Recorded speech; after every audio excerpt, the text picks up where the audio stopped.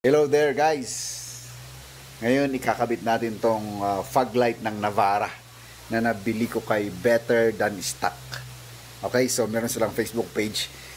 Yung reason na binili ko to is yung stock ng Navara na to, white yung ilaw, hindi siya malakas pag foggy. Tingnan mo sa likod ko dito sa Baguio, foggy. And pag dumadaan ka doon sa Halsima, lahat dito sa Benguet, foggy roads dyan. So, gusto kong palitan.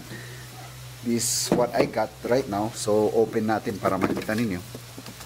Ayan. Ito. Yan. So yellow. Yellow ito. Ngayon meron silang sinend na video on how to do it DIY kasi pwede mong ikabit. Tignan ko, sundan ko at hopefully may kakabit natin, matitest natin. Alright? Okay. Let's go. So, halika kayo dito. This one. You make sure you shoot this one. So, dito actually, meron siyang, parang easy lang naman eh. You know, tanggal siya. Plastic ba to? Plastic ata na screw. Pero star yung pagtanggal mo. Merong ano dito. Dalawang gis siguro to.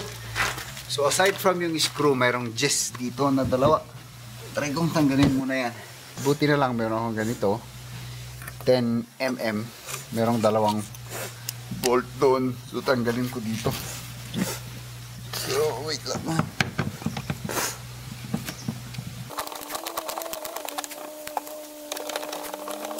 So natanggal natin to. By the way guys, pag nagtatanggal ka pala neto, it is advised na ganito yung gulong mo, nakaganon, para meron kang space. Okay? So, ito yung second na screw na tatanggalin natin. 2024 yung meron sa model neto, pero yung hindi to yung bago yung ano, infotainment niya. So, nilabas ko to noong 2023, may 1 year na sa akin. Teka lang, yun. Tanggal siya. Okay. Wait lang ha. Try natin dito. Ayun. Ayun. Ito yung sa video na natanggal ko. Kasi meron pang isang bolt dito na gis.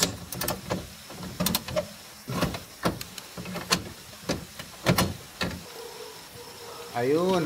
Tanggal siya. Okay guys. Tapos ito na. Try natin.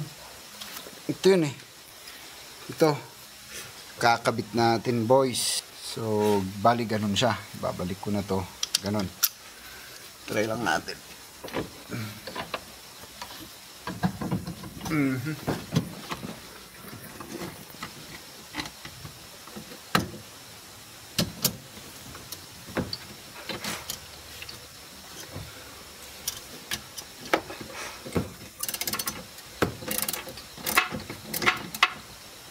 Okay. Baligtad. Natin mag-plug yan. There you go. Okay, tapos tayo dun sa left. Dito naman tayo sa right. So basically yung gagawin ko lang is uulitin ko lang yung ginawa ko nung una. So pag nagawa mo yung una, mas madali yung second. And hindi nyo kailangang panoorin na to. It's just a matter of like sinasabi ko sa iyo na ginawa ko sa left and right. So let's try to see yung output na sa gabi. And here we go. So, natapos natin yung installation. It was a little bit challenging but na-figure out kung paano ikabit. It's very simple. Pag nakabit mo na yung isa, okay na yung isa. And you can see na umilaw na sa akin yung fog light. And this is how it looks like, guys. There you go. Ang lakas! Grabe! Tama yan? Super! Mag-isa ko lang dito. Background natin yung bahay. Yun lang, mailaw yan lang. Fog light lang yan guys. Fog light lang, oh. Yan, oh. Tapos titignan mo, may fog na dito, oh. Sample na yan, sample. I'm very happy. Thank you from Better Than Stock. Nag-chat pa ako sa kanila guys. Parang iba ata yung fog light na binigay sa akin. Oh, super duper. So, atras natin doon sa bahay. O yun oh. Yan, fog light lang yan guys. Grabe oh. Sige, abantin muna natin. Walang ibang ilaw dito ah. Ako lang. Tas atras na lang tayo mamaya. Wow! Yun oh. Paano kung iilaw natin yung ano? Yan yung may ilaw tayo. Yan yung high natin, high beam. Yung normal, walang lights, low beam. Atras tayo.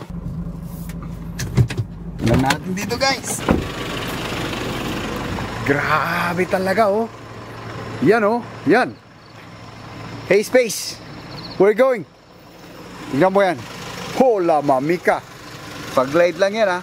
Fog light lang yan. Yun ang mga fog boys. Mas lalo akong isabay mo dito sa mga halaman ko sa gilid na yan. Oh, di ba? Anyways guys, poging-pogi yung nabara natin ngayon. Like and subscribe para sa mga iba pa nating video. Yan oh. Holy mamika.